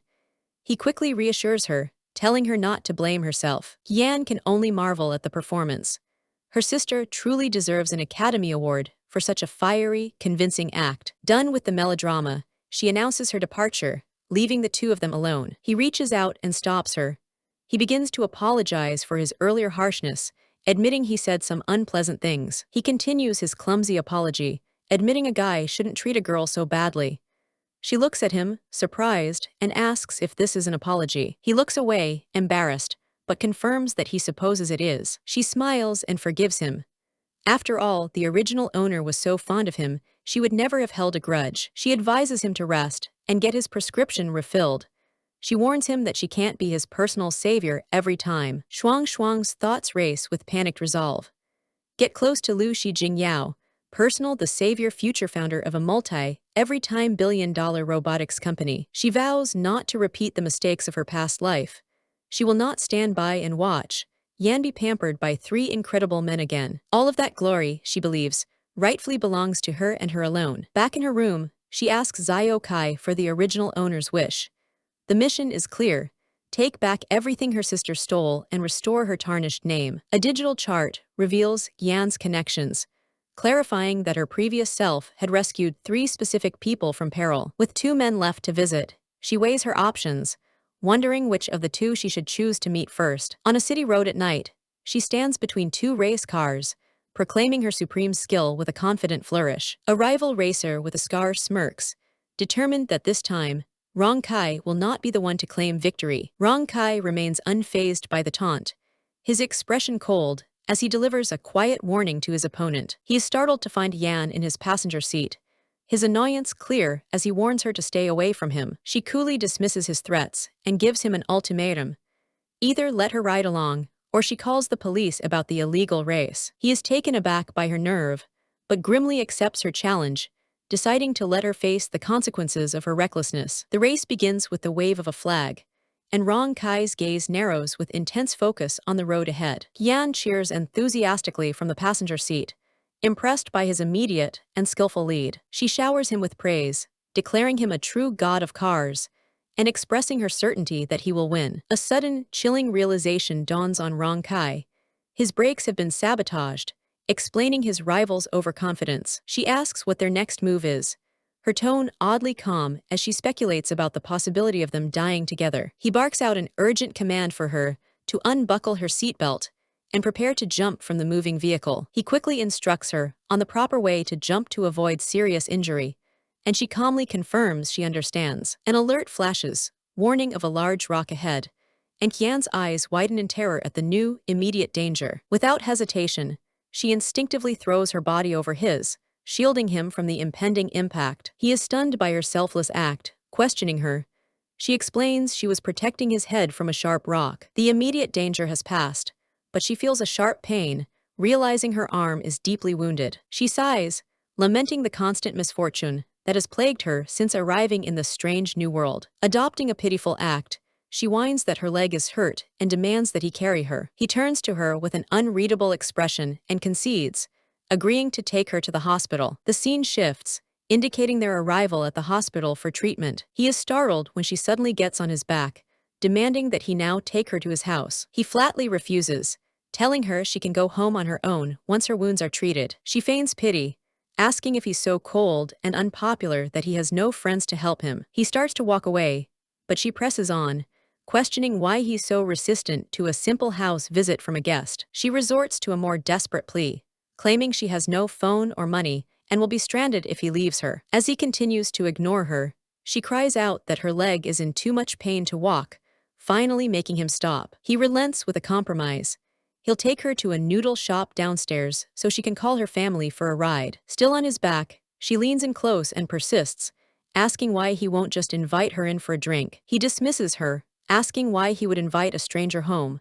She whispers that today is a special day. She teasingly points out that his ears are turning red, asking if it always happens when he scolds someone. Embarrassed and annoyed, he demands that she let go of him immediately. She continues to tease him about his red ears, and he realizes with mounting irritation that she's doing it on purpose. He makes one last attempt to get rid of her, insisting she go to the noodle shop while he calls her family. Watching him, she smiles. She sees through his harsh exterior, realizing he's actually just a shy person. Her mind shifts to what she knows about him. Rong Kai comes from a poor family, abandoned by his mother years ago. His father is a gambling addict, and his brother is confined to a wheelchair, forcing Rong Kai to race for money. He pushes himself to the limit, not just racing, but also fighting in underground matches to earn whatever he can. She knows that today is pivotal. A great crisis is about to unfold, threatening to shatter his already fragile life. The dilapidated Rong family home stands under a dark, foreboding sky. Inside, Rong Kai dodges a thrown chair as his father furiously berates him for coming home without money. Rong Kai stands his ground, declaring that the money he earns is for his brother's leg, not for his father's gambling habits. His brother, Rong Yunziu, sits in his wheelchair nearby, his expression full of sorrow. The father turns his rage upon his disabled son, blaming him for all their problems. He strikes Rong Yunziu, cruelly calling him useless and a constant drain on their meager resources. Seeing his brother struck again, Rong Kai's face fills with a cold, protective fury. He shoves his father back, who is enraged at his son's defiance and assertion of paternal authority. The father grabs a nearby stick, screaming that he will beat both of his sons to death. Rong Kai cries out desperately, pleading with his father not to harm his brother. Yan bursts in, shouting at the man to unhand his son, her voice filled with disgust. The father stumbles back in shock, looking down to see that he has been stabbed. Rong Kai's eyes darken with murderous intent as he advances on his father, threatening to end his life. Neighbors hear the commotion and scream in horror, shouting that someone is being killed. Yan listens as the news spreads that the Rong children have killed their father, and someone calls for the police. Rong Yunziu gets his first aid kit, urging his brother to flee and offering to take the blame for the stabbing. He explains that his brother, being over 18, would face a much harsher sentence. Rong Kai refuses, telling his younger brother not to worry and that he will handle the consequences. He reasons that if he goes to jail, their father will surely kill his brother once he recovers. He concludes that for his brother's sake, their father cannot be allowed to survive this night. He reaches for the knife again, ready to finish the job and accept any fate, as long as his brother is safe. Yan pushes him away, stopping him from making a fatal mistake. Rong Kai watches in confusion as she methodically wipes his fingerprints from the knife's handle. She calmly explains her new plan. She will claim she stabbed him in self-defense after he assaulted her. He is utterly baffled, unable to understand why she would take the blame for him. She simply smiles, saying she is here to save a young man who has lost his way. It is revealed that in the original timeline, Rong Kai was imprisoned for a year after his father survived the stabbing. That conviction would become an indelible stain on his future, a dark past he could never escape despite his later success. Yan feels the weight of her decision. The line between self-defense and patricide is thin, and either path would ruin Rong Kai's life. Rong Kai grabs her, urging her to leave before the police arrive. She stubbornly refuses to go. He desperately pleads with her to listen, calling her a fool for getting involved. At the police station, Shuang Shuang rushes in, calling out her sister's name in feigned panic. She asks what happened, and Yan calmly recites her fabricated self-defense story. Yan internally questions her sister's motives, knowing she should have been aware of this fated day. Shuang Shuang is thrown into turmoil. Yan's interference has derailed her own plans to help Rong Kai's family. She resolves that she absolutely cannot let Yan interfere with her long-term strategy. She grabs Yan, pleading with her not to be foolish and ruin her own future for someone else. She continues her act, asking if Yan truly wants to be responsible for sending Rong Kai to jail. In her feigned panic, her true feelings emerge. She thinks it's better for Rong Kai to be punished than for her sister. Yan's eyes narrow. She now understands her sister's selfish motives completely. Shuang Shuang freezes, realizing Rong Kai has overheard her. She quickly changes her tune, pretending it was all out of sisterly concern. Rong Kai approaches, his mind made up. He shouldn't have let anyone take the fall for him. Yan silences him with a threat. If he tells the truth, she will change her story and accuse him of assault. He is taken aback by her ferocity, wondering what kind of person would go to such lengths for him. He grabs her hand, a profound question forming in his mind about the nature of her sacrifice. With a new sense of purpose, he vows that he will not let her suffer for his actions. He offers a deal. She will follow his lead for now, but if he's convicted, she must reveal the truth. She agrees. His demeanor softens, and he kneels to gently inspect the bandage on her injured knee. She reassures him with a smile, dismissing her injury as nothing to worry about. He looks at her intently and tells her that her smile is beautiful. He is struck by the contrast between her reputation and the bright, smiling girl before him. She smiles warmly, feeling like a ray of light that has suddenly pierced through his dark and cold world. Shuang Shuang watches them, seething with jealousy. She fears her own position in Rong Kai's heart is now threatened. She approaches her sister, promising to find a lawyer, all the while hiding her true intentions. Her real plan is to leave her sister in jail, hoping fear will break her resolve to protect Rong Kai. Yan coolly informs her there's no need, as she has already called their powerful brother, Yiting. Shuang Shuang is stunned, realizing the powerful Yi family will easily resolve this. She wonders when her sister became so shrewd. She fumes silently, angry at Yan for interfering and vowing to make her pay. Later, Shuang Shuang complains to Yiting, painting her sister as a reckless troublemaker he needs to worry about. Yan smirks to herself.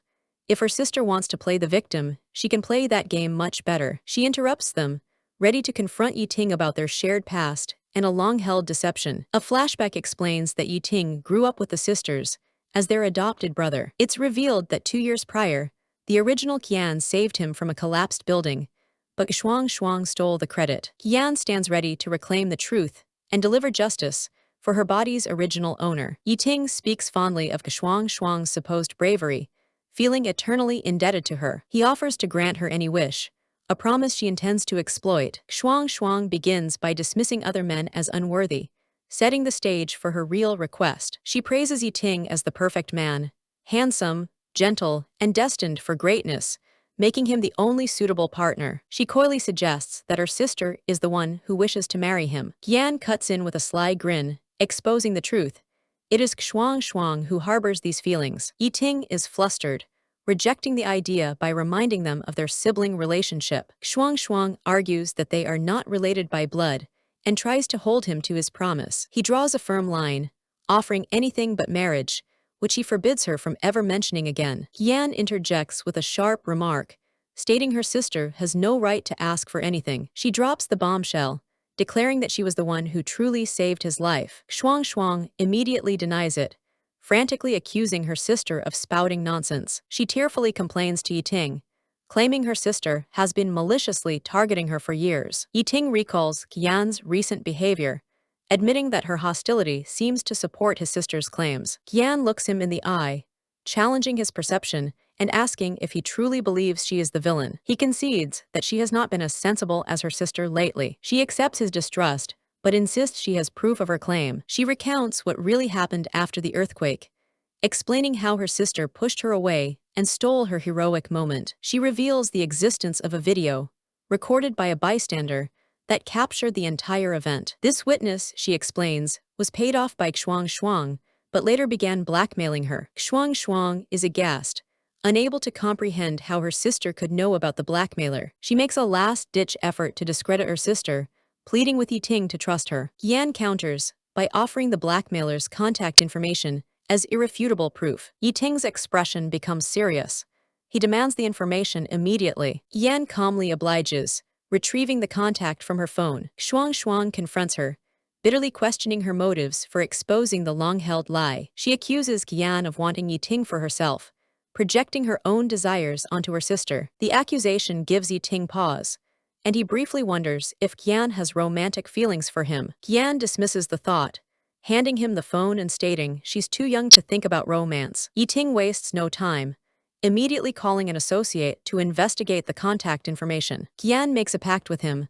When she is proven right, he owes her a wish. He eyes her warily, already trying to guess what she will ask of him. She smiles, insisting that he promise her first, a test of his faith in her. He looks at the young woman before him, realizing she's no longer a child and that their dynamic must change. He turns to Xuang Xuang, his patience gone, and asks for her final explanation. Cornered and defeated, Xuang Xuang breaks down and confesses everything, admitting she lied out of love for him. Yan relentlessly forces her to admit to every lie and slanderous rumor she spread. With a sweet, forgiving smile, Yan declares that since they are sisters, she will pardon her. Xuang Xuang looks up in hopeful disbelief, thinking her reputation might be salvaged after all. Yan confirms her forgiveness, while secretly instructing her system to save the recording of the confession. She then orders the system to distribute the video of the confession to her sister's entire class group. She smirks, thinking that her sister isn't the only one capable of manipulating public perception. She internally praises her own performance as a tolerant,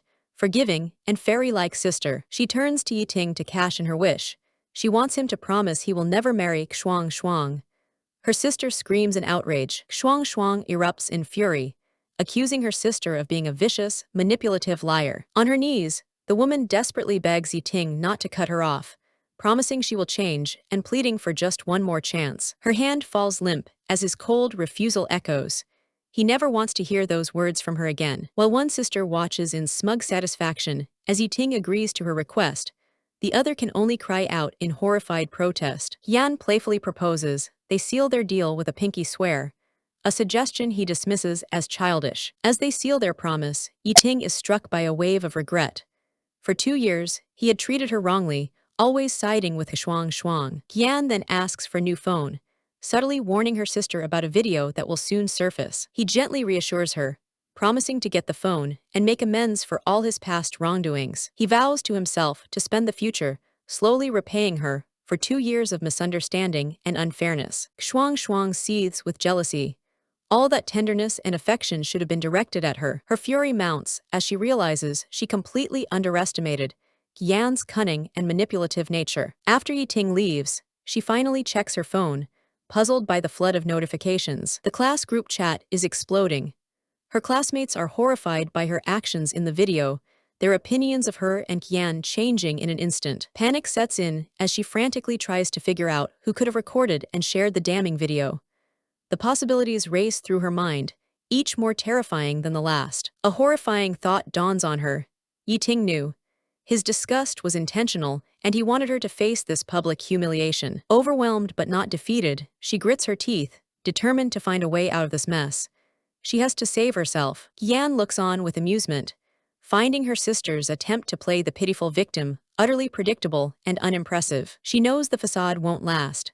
She vows to slowly, methodically expose her sister's true, hypocritical nature. On Monday morning, she is surprised to find her brother waiting for her outside the apartment. He reminds her of his promise, informing her that from now on, he will be her personal chauffeur to and from school. Touched by his gesture, she can only look at him with a mix of gratitude and emotion. On Monday morning, she is surprised to find her brother waiting for her outside the apartment. He reminds her of his promise, informing her that from now on, he will be her personal chauffeur to and from school. Touched by his gesture, she can only look at him with a mix of gratitude and emotion. In the car, he reassures Yan that the police matter is settled.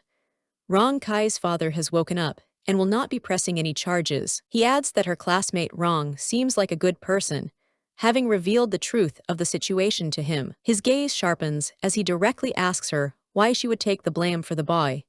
He wonders if she has feelings for him. She avoids a direct answer, simply stating that she thinks Rong Kai is a nice person. He reminds her to focus on her upcoming exams instead of boys. She dutifully promises to study hard and avoid romance. He softens, promising to help her screen any potential love interests once she's in college. He just wants to protect her from complicated boys. As she arrives at school, her presence immediately draws the attention of other students. Whispers follow her through the schoolyard, with students discussing the recent gossip and expressing pity for her situation. Not everyone is convinced, however. One girl insists that the innocent Shuang must have been framed by her sister. A furious girl confronts her, accusing her of forcing her sister to make that humiliating video. Cornered by the group, Gian remains unfazed, coolly asking if this story came directly from her sister. The girl insists Shuang would never lie and threatens violence if Gian doesn't go public and clear her name. Gian stands her ground, refusing to be bullied. She thinks they underestimate her, but she's merely been reluctant to use her system's powers. The confrontation escalates as the girl grabs her collar, but a sharp voice suddenly commands them to stop. Recognizing Rong Kai, the girl tries to explain she's acting on Shuang's behalf, certain he won't get involved. Rong Kai, leaning on his crutch, issues a cold threat. Let her go, or he will break the girl's arm. Yan breaks the tension with a calm smile, trying to downplay the seriousness of the situation. She tries to brush it off as a simple chat, but Rong Kai looks at her with unconvinced eyes. He can't believe her naivety. How could she possibly think someone grabbing her collar and raising a fist was just chatting? Turning the tables, Yan grabs her bully's wrist. She warns the girl to clarify the misunderstanding before other students decide to take matters into their own hands. The girl cries out in pain from the surprisingly strong grip, demanding to be released. Thrown to the floor, the bully can only stare in fear, wondering where this girl got such terrifying strength. She reflects on the power pill she used. While its cost in system point stings, the results are undeniably effective. Still, she decides it's a worthwhile tool for punishing the wicked and helping the weak. Rong Kai steps forward, delivering a final warning to the girl.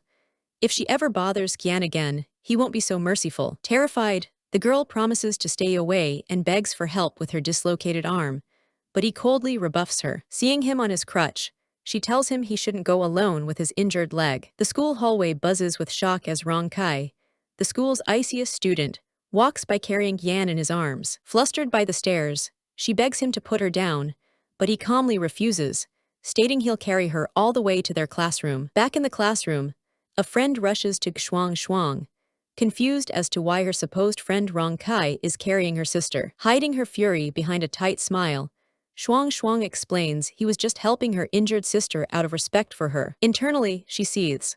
First Gian stole Yiting's attention, and now she's moving on to steal Rong Kai as well. Rong Kai tells her to sit with him for the day, explaining to the teacher that she needs assistance due to her injury. She gently pokes him, concerned that he'll get in trouble for sleeping when the teacher arrives. He confidently states his high grades give him a free pass.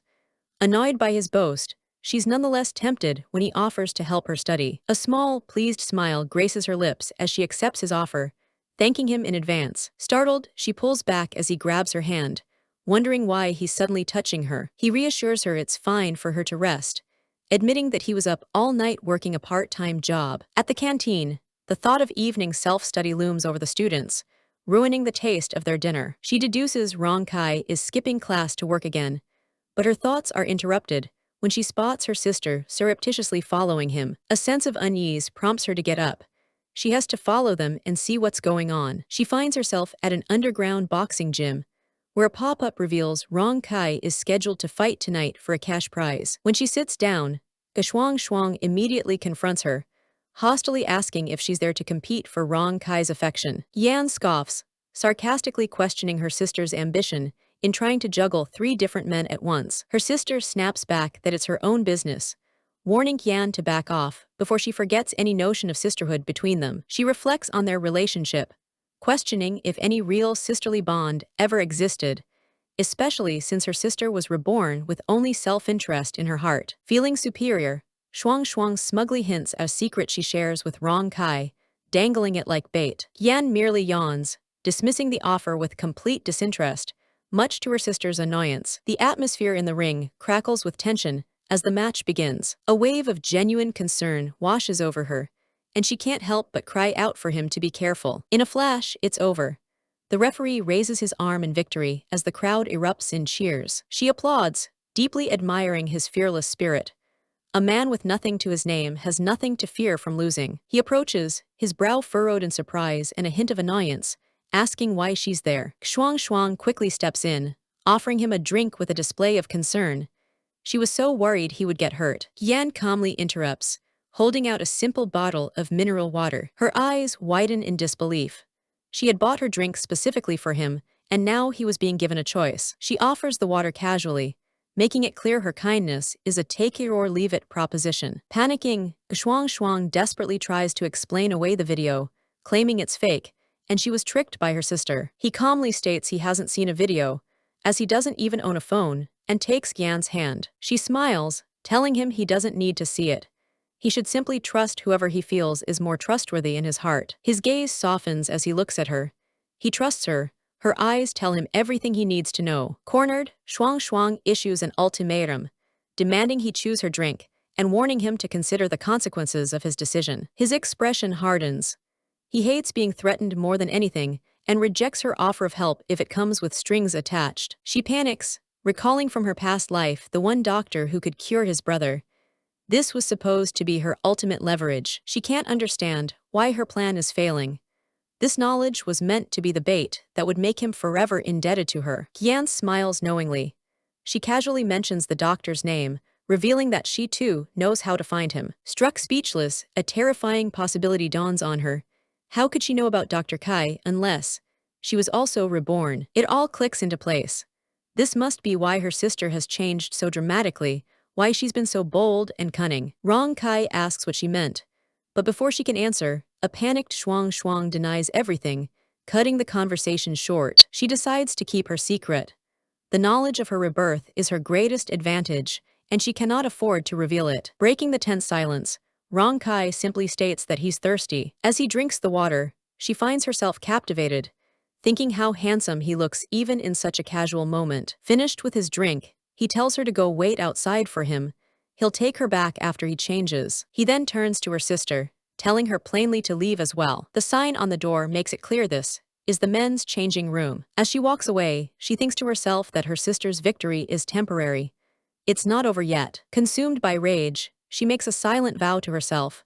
She will definitely beat her sister. Leaning against the wall, Yan calmly accepts the unspoken challenge.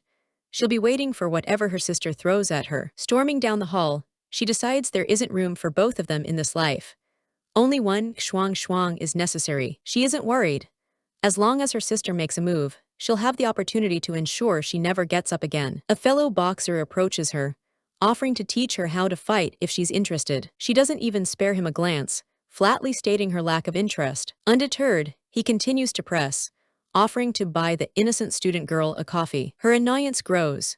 So many people seem to enjoy looking for trouble.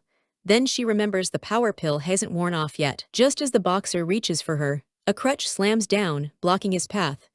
A cold voice asks if he dares touch her. Rong Kai turns to her, his voice low and dangerous, asking which hand the man used to touch her. The boxer, now angry, tells Rong Kai to mind his own business. A flash of recognition crosses the boxer's face, followed by pure terror. He knows exactly who he just provoked. Rong Kai's gaze is glacial, as he delivers a simple, non-negotiable command. Apologize to her. A thought occurs to her. They make quite a pair, both dislocating someone's arm in a single day. He gently reassures her not to worry, and with a simple word, they prepare to leave together. As he carries her through a quiet alley, he finally asks the question that's been on his mind. Why did she seek him out? He sets her down, listing the evidence. She took the blame for him, came to his fight. It's clear to him she's approaching him intentionally. She honestly admits she isn't sure herself. Maybe it's his looks, or maybe it's just a strange pull she feels toward him. He closes his eyes for a moment, then meets her gaze.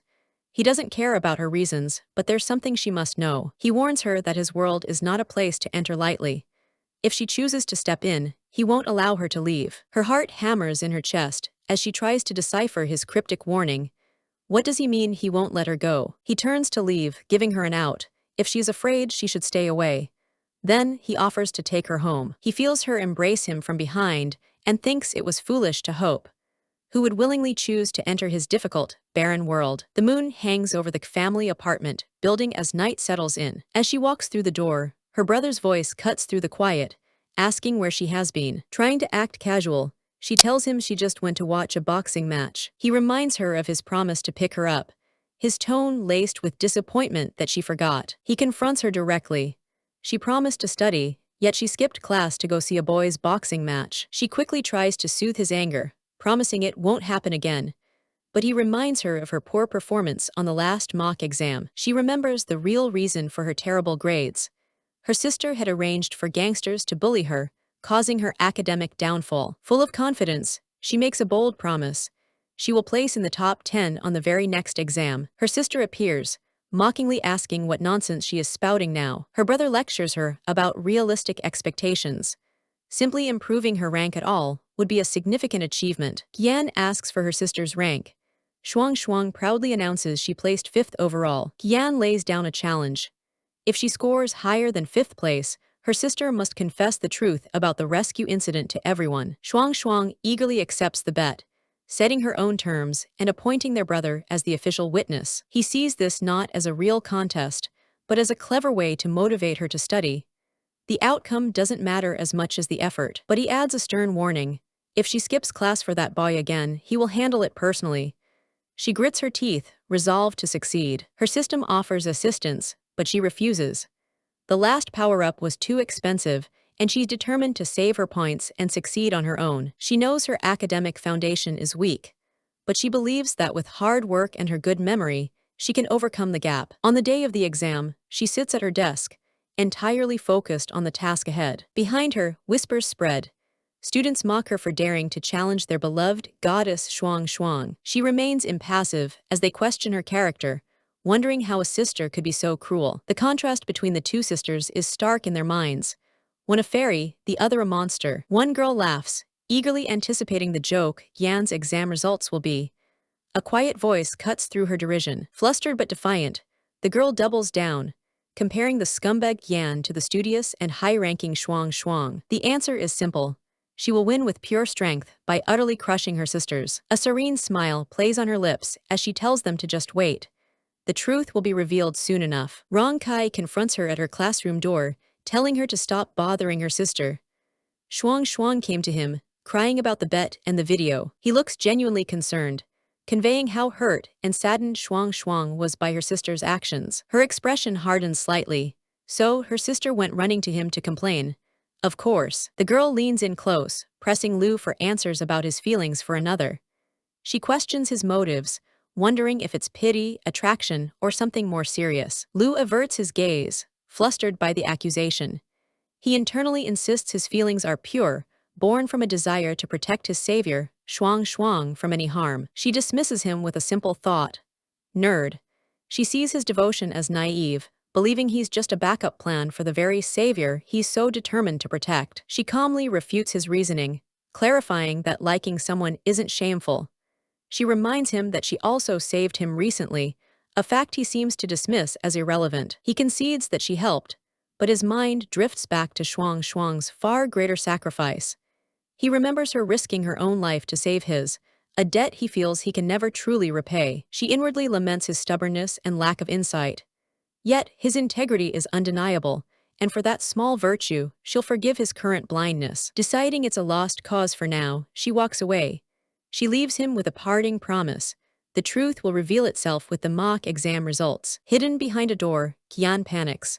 She fears her lies to Lu Jingyao have been exposed, and that evidence has been found against her. Yan arrives home to a warm welcome from her auntie, who offers her a bowl of freshly made soup. With a placid smile, she agrees to eat first before heading out for the evening. In the dead of night, Shuang intercepts Yan, sensing that something is amiss and demanding to know what's going on. Her expression turns menacing as she declares her intent to talk. The friendly facade is gone. She seizes Yan's arm, pulling her away from potential witnesses. A private conversation is non-negotiable. On an isolated rooftop, she informs Yan that they are finally alone, and she can now speak freely. The setting feels more like an interrogation than a chat. With a contemptuous sneer, Shuang questions Yan's unending streak of good fortune. Yan responds with a calm certainty, attributing her luck to being a good person.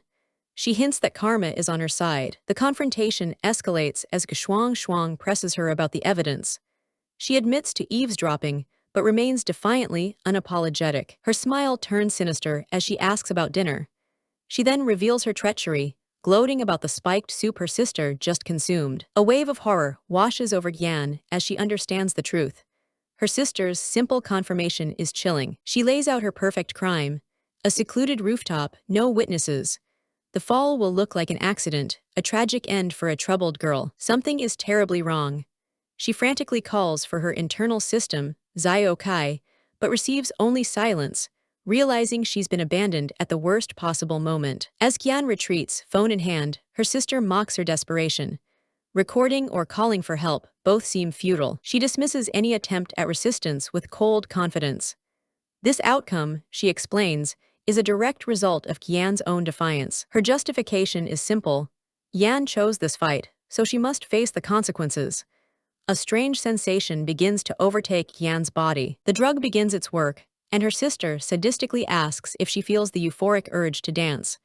The world starts to spin. She issues a chilling command: climb the fence, go to the edge. The final suggestion is laced with a twisted, poetic cruelty: to fly down like a butterfly.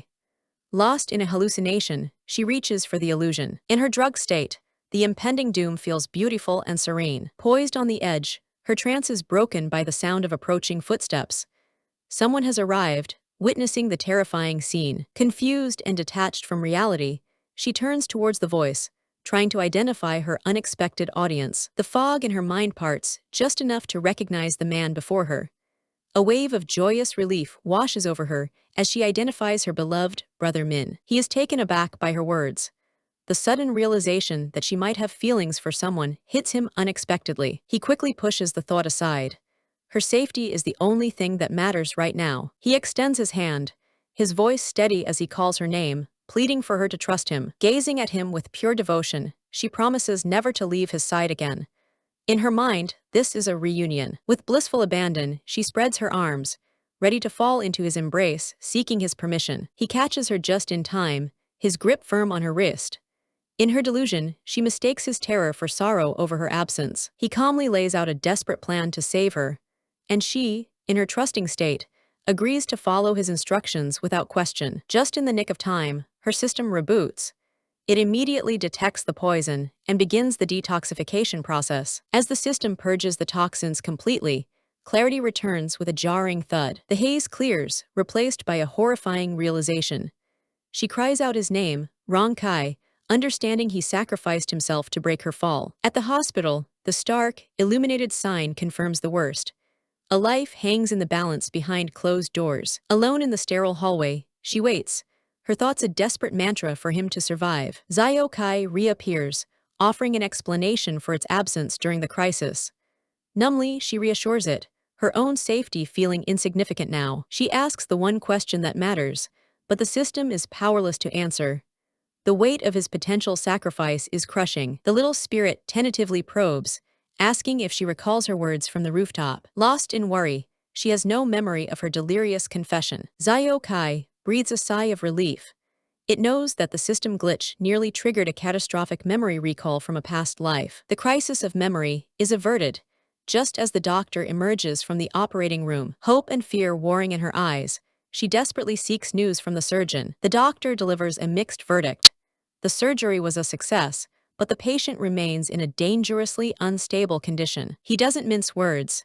The recovery will be a struggle. Shuang arrives in a flurry of performative concern, while Yan can only stare at Rong Kai's still form through the glass. She grabs her sister, venomously demanding to know what she did to cause Rong Kai's fall. The tables have turned. Yan pins her sister to the ground, her voice laced with cold fury, questioning her audacity to even be there. She lays the blame squarely where it belongs. This tragedy is entirely her sister's fault. Pinned to the floor, she desperately tries to deflect blame, screaming that Yan is twisting the story. Yan questions her sister's humanity. She spells it out. Her cruelty forced Rong Kai into a heroic act that may have cost him his life. Overpowered and desperate, she resorts to playing the victim, screaming for help as if her life is in danger. Looking down at the pathetic display, Gian assures her that death would be too simple a punishment. Mere revenge is no longer enough. The original plan has been scrapped. Now, she wants something far more permanent. She issues a terrifying ultimatum. Pray for his recovery, or face a fate worse than death, a regret so profound it would transcend lifetimes. The threat hits its mark, and a horrifying realization dawns on her. She is not the only one who has come back. She releases her, granting a temporary reprieve. The final reckoning is set for 2 days' time. Scrambling to her feet, she musters a final, defiant vow. This time, she will not be defeated. She leaves, already plotting her next move. While her sister is consumed with grief, she will seize the opportunity to ruin her reputation for good. Her thoughts drift to the man he once was, a vibrant fighter, battling fiercely for a better life for himself and his brother. He had fought to escape his circumstances, to build a better future, a champion in his own right. But now, that same fighter lies helpless, kept alive by a machine, his greatest battle being fought against death itself. Overcome with sorrow, she silently begs him to wake up and come back to her. A day passes, and a glimmer of hope appears. She believes his youth and his will to live have pulled him through the worst. The doctor begins his rounds, and she offers her sincere gratitude for his care. He's awake, his first thoughts only for her safety. She holds his hand, reassuring him that she's okay. Tears well in her eyes, as she asks why he would make such a reckless sacrifice for her. He downplays the danger to himself, insisting he is durable. His only concern was that she, too, would have died. She breaks down, unable to accept his reasoning. She feels she is not worth such a sacrifice, knowing she cannot stay and repay this debt. He gently tries to soothe her, unable to bear her tears. He reveals that from their very first meeting, he knew he had to protect her and treat her well. She questions his self-destructive sense of duty. Does he intend to give his life for every favor, even for someone like her sister? His gaze intensifies as he makes a stunning confession. It's different because his feelings are only for her. He tries to soften the blow, claiming it's just his true feelings and that she shouldn't feel burdened, especially since he believes her heart belongs to another. He corrects himself, admitting his desperation is unique to her. The thought of losing her is what truly terrifies him. For the first time in his life, he has felt the paralyzing fear of losing someone.